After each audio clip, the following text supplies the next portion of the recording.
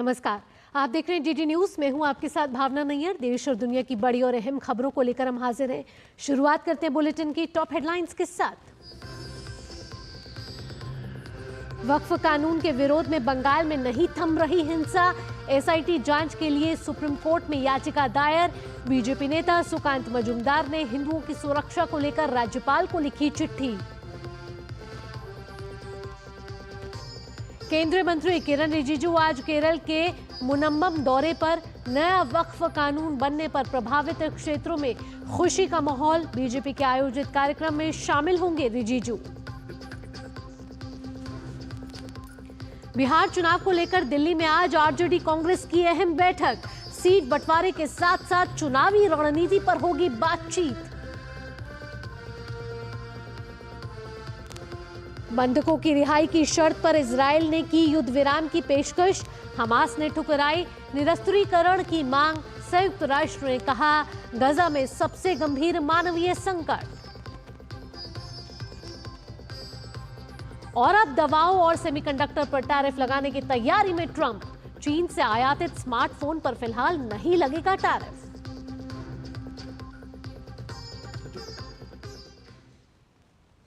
सबसे पहले खबर पश्चिम बंगाल से आ रही है। पश्चिम बंगाल के मुर्शिदाबाद में जिस तरीके की हिंसा थमी है और हुई है, उसके बाद हिंसा थमने का नाम नहीं ले रही। मुर्शिदाबाद जिले में कानून के खिलाफ लगातार हिंसा हो रही है। हाईकोर्ट के निर्देश के बाद यहां केंद्रीय बल तैनात किए गए हैं और इन सब के बीच चिंता की बात यह है कि मुर्शिदाबाद से सैकड़ों हिंदू परिवार मालदा पलायन कर चुके हैं, लेकिन वहां भी उनमें डर का माहौल है। बीजेपी के प्रदेश अध्यक्ष और केंद्र में मंत्री सुकांत मजूमदार लगातार इस विषय में ध्यान खींच रहे हैं। कल उन्होंने मालदा परलालपुर हाई स्कूल में बनाए गए कैंप में पीड़ितों से मुलाकात की और आर्थिक मदद उपलब्ध कराई। उन्होंने केंद्र सरकार की ओर से हर संभव मदद का भरोसा भी दिलाया। मीडिया से बातचीत के दौरान मजूमदार ने कहा कि स्थिति बहुत तनावपूर्ण और खराब है और केंद्रीय बलों को लंबे समय तक यहां रखकर स्थिति को सुधारा जा सकता है। उन्होंने साथ ही कहा कि वो कोर्ट में याचिका दायर करेंगे ताकि केंद्रीय बलों को राज्य प्रशासन से बाहर निकाला जाए और उन्हें काम करने दिया जाए। इज्जत लूटने की कोशिश हुई, कपड़े खींच लिए गए, जिंदा जला देने की कोशिश हुई, छोटे से बच्चे के यहाँ पे पकड़ के मारने की कोशिश की गई। इस तरीके के भयंकर घटनाएं घट रही है जो बांग्लादेश जैसी स्थिति पश्चिम बंगाल ने ममता बनर्जी ने बना के रख दिया। अभी हमारी मांग है शांति की स्थापना हो, स्टेट गवर्नमेंट वो एक्टिव एक्शन ले और सेंट्रल फोर्सेस को यहाँ पे तैनाती करे और भी ज्यादा करे। सुकांत मजूमदार ने राज्यपाल को चिट्ठी भी लिखी है। उन्होंने चिट्ठी के माध्यम से हिंसा प्रभावित इलाकों में सुरक्षा व्यवस्था मुहैया कराने की अपील की है। सुकांत ने पीड़ितों के साथ हुई अपनी मुलाकात को भी चिट्ठी में साझा किया है। राज्यपाल को लिखे पत्र में पीड़ित हिंदू परिवारों को धर्मांतरण करने के लिए डाले जा रहे दबाव का हवाला दिया गया है। साथ ही उन्होंने बताया कि मुर्शिदाबाद में हिंदू महिलाओं के साथ लगातार दुर्व्यवहार किया जा रहा है, लेकिन पश्चिम बंगाल की सरकार मूकदर्शक बनी हुई है। सुकांत ने राज्यपाल से जल्द इस विषय पर ठोस कार्रवाई करने की मांग भी की है।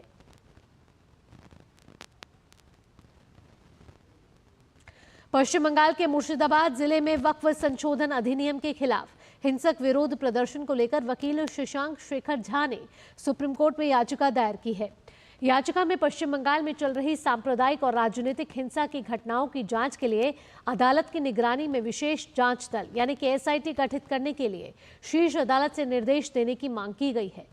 याचिकाकर्ता ने इस मामले में पश्चिम बंगाल सरकार और केंद्र सरकार को प्रतिवादी बनाया है। याचिका में प्रतिवादियों से कानून व्यवस्था की विफलता के संबंध में स्पष्टीकरण मांगने, साथ ही पीड़ितों के लिए मुआवजा और पुनर्वास के संबंध में भी निर्देश देने की मांग की गई है। याचिका में वर्तमान में प्रभावित लोगों के जीवन और स्वतंत्रता की सुरक्षा सुनिश्चित करने और आगे स्थिति और बिगड़ने से रोकने के लिए निर्देश देने की भी मांग की गई है। आगे बढ़ते हुए बात कर लेते हैं केंद्र में अल्पसंख्यक मामलों के मंत्री किरण रिजिजू आज केरल के मुनम्बम में होंगे। वक्फ से जुड़ा नया कानून लागू होने के बाद उनका ये दौरा बेहद अहम माना जा रहा है। एर्नाकुलम में मुनम्बम में के लोग मुनम्बम भू संरक्षा समिति के बैनर तले 170 दिनों से अधिक भूख हड़ताल पर थे, लेकिन जैसे ही वक्फ संशोधन बिल पारित हुआ, मुनम्बम में लोगों ने नरेंद्र मोदी जिंदाबाद के नारे लगाए। दरअसल मुनम्बम में सैकड़ों एकड़ जमीन पर वक्फ बोर्ड ने दावा किया था, जिसके बाद ये जमीन विवाद पूरे देश में चर्चा का विषय बन गया था। अब बीजेपी यहां प्रधानमंत्री नरेंद्र मोदी और केंद्र सरकार के प्रति मुनम्मम निवासियों की ओर से कृतज्ञता व्यक्त करने के लिए एक कार्यक्रम आयोजित कर रही है, जिसमें रिजिजू भी शामिल होंगे। वक्फ कानून पर केरल में मुनम्मम समारा समिति के सदस्य फिलिप जोसेफ ने कहा कि इस कानून में किए गए संशोधन का सीधा लाभ उन्हें मिलेगा। इसके लिए वह केंद्र सरकार के आभारी हैं। New amendment is very useful for us, and we have completely gone through it. We know how they have solved our problem, but the opposition and especially the opposition in Kerala says that there is no effect with this new law. But we know what is happening because we know, we have studied for the past 2.5 years. We were behind this case, so we know what is going to come, and we are very well happy to receive the central government, and we are thankful for them. मुनम्मम समारा समिति के कन्या सदस्य मोहनदास ने भी वक्फ कानून में किए गए बदलाव के लिए केंद्र सरकार का आभार जताते हुए कहा है कि केंद्र सरकार ने इस मुद्दे को हल करने के लिए कुछ नहीं किया, लेकिन अब हमें एक नई उम्मीद की किरण मिली है।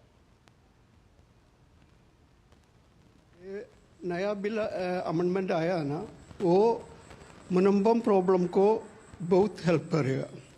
क्यों? नया बिल में वो लोग सेक्शन 2 में एक चेंज लेके आया। वो चेंज हम लोग को बहुत हेल्प करेगा। एलडीएफ का ये हम लोग को सपोर्ट नहीं करते तो हम लोग कैसा इससे बचेगा? बचने के कोई रास्ता नहीं। इसके लिए हम लोग कभी भी उन लोगों के बारे में बोल रहे, ये हम लोग को हेल्प करो है तो भी हेल्प कुछ मिलते रही। उधर उत्तर प्रदेश के कुछ मुस्लिम जनता ने भी इस नए कानून का समर्थन करते हुए कहा कि इससे खास तौर पर गरीब मुसलमानों को फायदा होगा। उन्होंने साथ ही कहा कि अब पुराने वक्फ कानून के नाम पर उनकी जमीन लूटने पर भी लगाम लगेगी। सरकार ये जो बिल लेके आई है मुस्लिमों के और वक्फ के बोर्ड के लिए, ये आम मुसलमानों के लिए बहुत ही परफेक्ट है। अभी तक इस पे आम मुसलमानों को कोई भी बेनिफिट नहीं था। जो भी बड़े बड़े लोग थे, जो भूमाफिया थे, आजकल यही वक्फ बोर्ड की संपत्तियों का लाभ उठा रहे थे। गरीब मुसलमानों को आज तक किसी चीज़ में इसका लाभ कभी नहीं मिला, ना कि कब्रिस्तानों में, मदरसों में, मस्जिदों में। ये लोगों को बेवकूफ़ बनाते थे।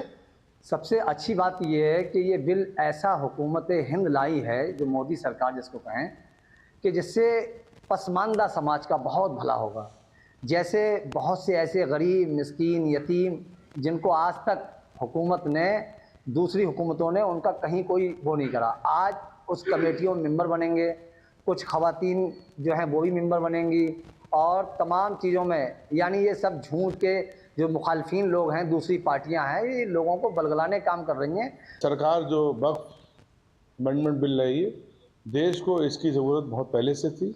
सन 1947 में जब देश आज़ाद हुआ, इस बिल का दुरुपयोग कांग्रेस की सरकार ने किया और उसको आज संशोधन कर एक अच्छा बिल सरकार लाई है। हम मोदी सरकार का बहुत बहुत धन्यवाद देते हैं। मैं समझता हूं कि सरकार आज तक जितनी भी योजनाएं लाई है, जैसे ये वक्फ बिल अमेंडमेंट बिल जो आया है, इसी तरह से सरकार और भी बहुत सारे बिल लाई है जो लोगों के हित में काम कर रहे हैं। कोई भी ऐसा कोई कानून अभी तक सरकार ने जो भी पिछले उसमें किया है, किसी को कोई नुकसान नहीं हुआ है मेरे हिसाब से। तो मुझे एक बार यही कहना चाहूँगा कि पहली बात तो जो गरीब गुरबा मुसलमान है, उनको अभी तक वक्फ के बारे में जानकारी नहीं थी।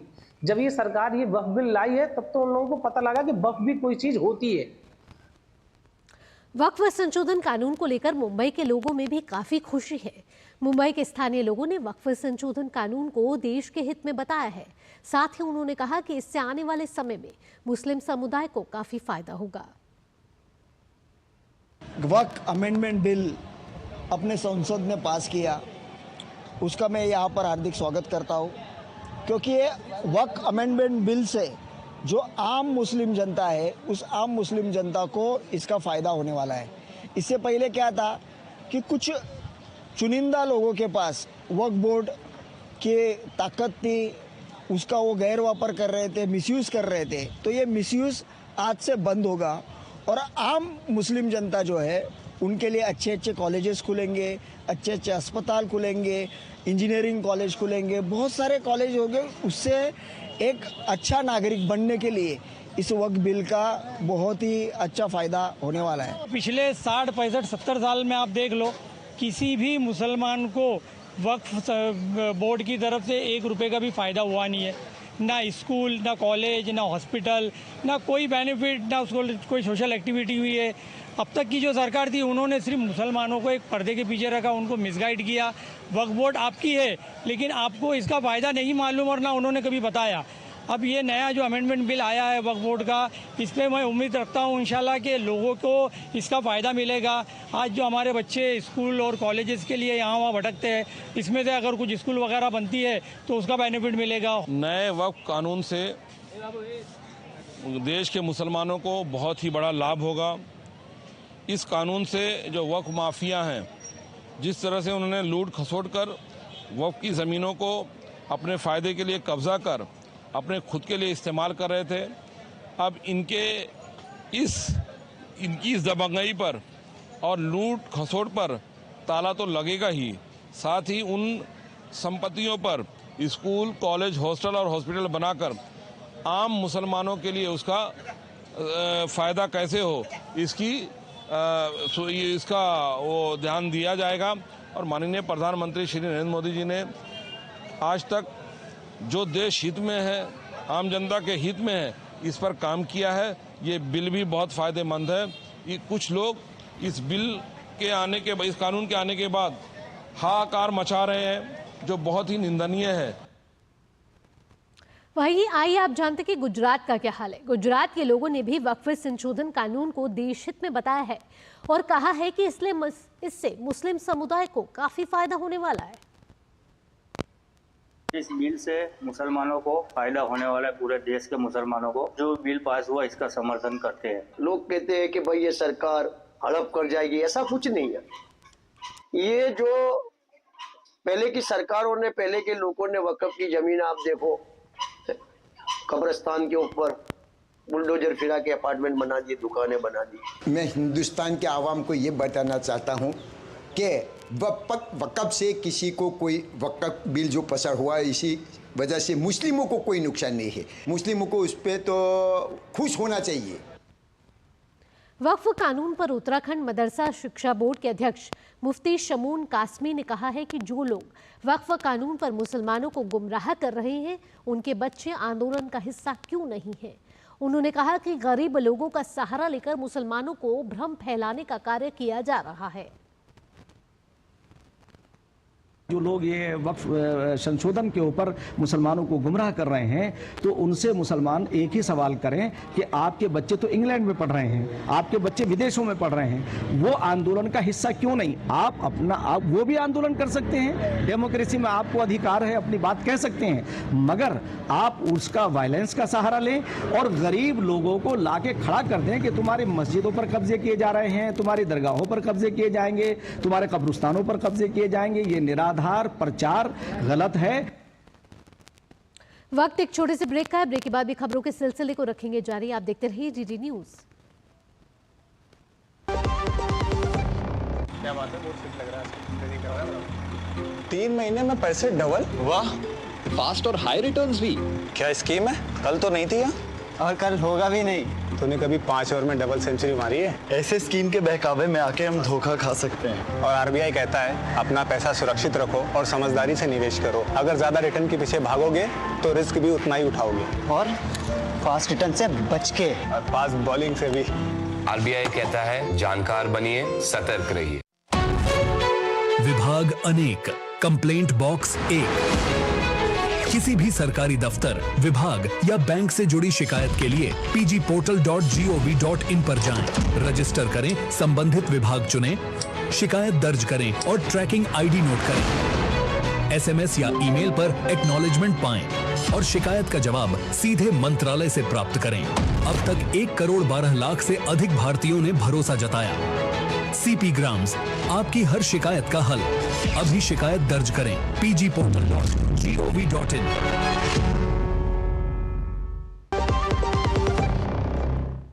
ब्रेक के बाद आपका स्वागत है। खबर झारखंड से है। पराधीनता काल से ही झारखंड में धर्मांतरण ज्वलंत मुद्दा रहा है। प्रलोभन और सेवा के नाम पर जिन्होंने धर्म बदले थे उनकी अब घर वापसी हो रही है। झारखंड में सनातन के पुनर्जागरण से मिशनरी और जिहादियों में बेचैनी बढ़ गई है। हाल के दिनों में सैकड़ों की तादाद में लोगों ने मूल धर्म संस्कृति में वापसी की है, जिसमें बड़ी संख्या जनजातीय समुदाय के लोगों की भी है। सनातन का पुनर्जागरण काल, मिशनरी और जिहादियों में बढ़ी बेचैनी, झारखंड में घर वापसी की मची होड़, प्रलोभन से धर्मांतरण का सच आया सामने। झारखंड में इन दिनों स्वधर्म वापसी लगातार हो रही है। सनातन के पुनर्जागरण का यह प्रभाव है कि बड़ी संख्या में लोग मूल संस्कृति की ओर वापस लौट रहे हैं। ताजा मामला पश्चिमी सिंहभूम जिले के जगन्नाथपुर अनुमंडल का है, जहां दर्जनों लोगों ने सनातन पर आस्था प्रकट करते हुए घर वापसी की है। पिछले दिनों भी जिले के विश्व कल्याण आश्रम में 100 से अधिक लोगों ने सनातन हिंदू धर्म में वापसी की थी। धर्म वापसी के अनुष्ठान के दौरान शंकराचार्य सदानंद सरस्वती ने सभी का स्वागत किया। धर्मांतरण आदि जो लोग करने की इच्छा से इस क्षेत्रों में प्रवेश करते हैं, उनकी बातों में आकर के अपने धर्म को भूल जाते हैं। आज पुनः इतनी बड़ी संख्या में इन लोगों ने हिंदू होने का फिर से हमें वचन दिया है। सनातन धर्म में वापसी करने वाले लोगों ने कहा कि सनातन धर्म ही आदि धर्म है और यह आदिवासियों की संस्कृति से मिलती जुलती है। उन्होंने भरोसा जताया कि प्रलोभन देकर धर्मांतरण करने का सिलसिला अब रुकेगा। हम भी मुंडा को बोले कि ठीक है बाबा, हम भी थोड़ा तबीयत खराब था इसलिए हम चल गए थे। गलत काम किए हैं, आएंगे वापस, कैसे आएंगे, फिर आए हम वापस। ईसाई धर्म के जो पास्टर और पादरी है, तुम उससे भिन्न होकर के ये कहते हैं और लोगों को भड़का के, बहला के और उनको साइड लेके वो ईसाई में वो धर्मांतरण का काम खेल रहे हैं। अब ये काम रुकेगा और यहाँ के आदिवासी समाज इसमें जागृत हो रही है। धर्मांतरण और घुसपैठ का मुद्दा झारखंड में गरमाया हुआ है। पूर्व मुख्यमंत्री और भाजपा नेता चंपाई सोरेन ने इसके खिलाफ सामाजिक क्रांति का ऐलान किया है। उन्होंने कहा कि धर्मांतरण के लिए कांग्रेस जिम्मेदार रही है और इसी परिपाटी पर राज्य की वर्तमान सरकार भी चल रही है। हम शुरुआत करेंगे संताल परगना धरती से शुरू करने का धरती से, और वहीं से 10-15 लाख को हम एकत्रित करेंगे और वहीं से हम बड़ा जन आंदोलन का शुरुआत भी करेंगे। चंपाई सोरेन ने धर्मांतरण और बांग्लादेशी घुसपैठ के साथ ही आदिवासियों की कम होती जनसंख्या पर भी चिंता व्यक्त की है और कहा कि अब लोग इसके खिलाफ मुखर हो रहे हैं। उन्होंने कहा कि यह तो अभी शुरुआत भर है, आने वाले समय में इसकी गूंज देश भर में सुनाई देगी। उस अभियान में यहाँ का आदिवासी लोग समर्थन करने शुरुआत कर दिया। उसको चाईबासा कोल्हान क्षेत्र में देखने को मिला। चंपाई सोरेन लगातार संथाल से लेकर कोल्हान तक इस मुद्दे पर उलगुलान की अपील कर रहे हैं ताकि झारखंड में रोटी, बेटी और माटी के अस्तित्व की रक्षा हो सके। सनातन को आदि धर्म माना जाता है, जिससे आदिवासियों का जुड़ाव सदियों से रहा है। बीच के कुछ कालखंड में विभिन्न कारणों से लोग सनातन से विमुख हुए थे, वो फिर से घर वापसी कर अपनी जड़ों को मजबूत बना रहे हैं, जो एक सामाजिक बदलाव का बड़ा परिचायक है। रांची से अनूप मिश्रा और विकास के साथ मैं दिवाकर कुमार। तब बिहार की राजनीति से जुड़ी हुई बिहार के नेता प्रतिपक्ष तेजस्वी यादव आज दिल्ली में है, जहां वो कांग्रेस के राष्ट्रीय अध्यक्ष मल्लिकार्जुन खड़गे से मुलाकात करेंगे। बिहार विधानसभा चुनाव को लेकर आरजेडी कांग्रेस की पहली औपचारिक मुलाकात होगी। दोनों नेताओं की बैठक खड़गे के आवास पर होनी है। इस मुलाकात के दौरान बिहार विधानसभा चुनाव में सीटों के बंटवारे समेत अन्य पहलुओं पर भी चर्चा होनी है। बिहार में 17 अप्रैल को महागठबंधन की बैठक होनी है और उससे पहले दोनों नेताओं की ये मुलाकात बेहद ही अहम मानी जा रही है। इस बैठक में लोकसभा में प्रतिपक्ष के नेता राहुल गांधी भी मौजूद रहने वाले हैं। बिहार में कांग्रेस की सबसे पुरानी सहयोगी पार्टी आरजेडी रही है। अभी बिहार विधानसभा चुनाव होने में 6 से 7 महीने बाकी हैं। बढ़ते हैं आगे, अंतर्राष्ट्रीय खबरों का रुख कर लेते हैं। अमेरिकी राष्ट्रपति डोनाल्ड ट्रंप के चीन में निर्मित स्मार्टफोन और कुछ अन्य इलेक्ट्रॉनिक उपकरणों पर फिलहाल आयात शुल्क लागू नहीं लगाने की घोषणा के बाद अमेरिकी शेयर बाजारों में तेजी दर्ज की गई है और इसका असर यूरोप के प्रमुख बाजारों पर भी दिखाई दिया। जहां ब्रिटेन का FTSE 100 सूचकांक 2.1% की बढ़त के साथ बंद हुआ, जबकि फ्रांस और जर्मनी के प्रमुख शेयर सूचकांकों में भी सुधार देखा गया। हालांकि यह राहत अस्थायी साबित हो सकती है। ट्रंप ने स्पष्ट किया है कि इन उत्पादों को सिर्फ एक अन्य टैरिफ समूह या बकेट में रखा गया है। बता दें कि ट्रंप की टैरिफ नीति में वैश्विक वित्तीय बाजारों में उथल-पुथल मचा दी है। बंधकों की रिहाई की शर्त पर इजरायल ने युद्ध विराम की पेशकश की है। हमास ने इजरायल के भेजे गए एक नए युद्ध विराम प्रस्ताव की समीक्षा शुरू कर दी है। हालांकि हमास ने निरस्त्रीकरण की मांग को ठुकरा दिया है। इस बीच गजा में इजरायली हमले लगातार जारी हैं। सोमवार तड़के से अब तक कई हमले किए गए हैं और कम से कम 15 फिलिस्तीनी नागरिकों की मौत हो गई है। ये हमले गजा के उत्तरी और दक्षिणी इलाकों में किए गए हैं। उधर संयुक्त राष्ट्र ने कहा है कि गजा में मानवीय संकट अपने चरम पर पहुंच चुका है। गजा के स्वास्थ्य मंत्रालय के मुताबिक अब तक लगभग 51,000 फिलिस्तीनी मारे जा चुके हैं। वहीं इजरायल ने पुष्टि की है कि अक्टूबर 2023 में हमास के किए गए हमले में 1,100 लोगों से अधिक मारे गए थे और 200 से अधिक नागरिकों को बंधक बनाया गया था।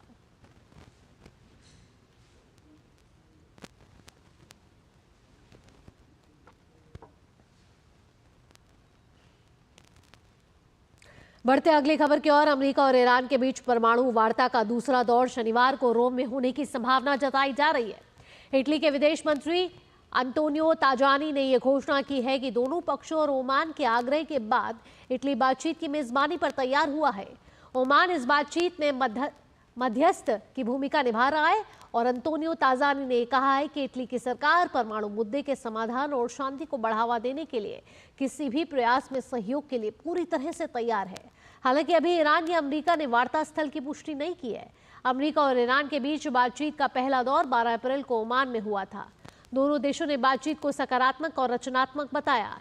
इस बीच ईरान के विदेश मंत्री अब्बास अरागची इस सप्ताह अमेरिका के साथ परमाणु वार्ता पर जरूरी परामर्श के लिए रूस का दौरा करेंगे।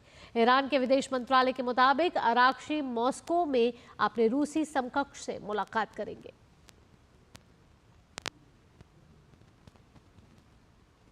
उधर खेल की खबरों में इंडियन प्रीमियर लीग में आज पंजाब किंग्स का सामना कोलकाता नाइट राइडर्स से होना है। अंक तालिका में कोलकाता नाइट राइडर्स 5वें और पंजाब किंग्स 6ठे स्थान पर है। श्रेयस अय्यर ने पिछले सीजन में कप्तान के रूप में कोलकाता नाइट राइडर्स को IPL चैंपियन बनाया था और आज वे पंजाब किंग्स के कप्तान के रूप में अपनी ही पुरानी टीम के खिलाफ खेलते हुए नजर आएंगे।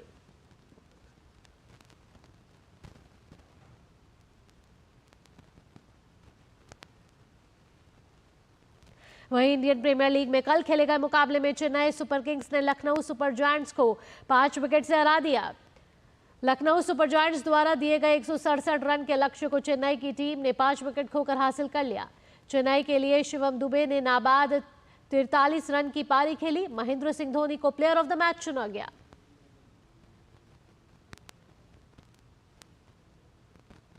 इससे पहले लखनऊ सुपर जायंट्स ने निर्धारित 20 ओवर में 7 विकेट पर 166 रन बनाए। लखनऊ के लिए कप्तान ऋषभ पंत ने सर्वाधिक 63 रन बनाए। इसी के साथ इस बुलेटिन में इतना ही। अगला कार्यक्रम आप देखेंगे नया सवेरा मेरी सहयोगी जया सिन्हा के साथ। फिलहाल के लिए मुझे दीजिए अनुमति। नमस्कार।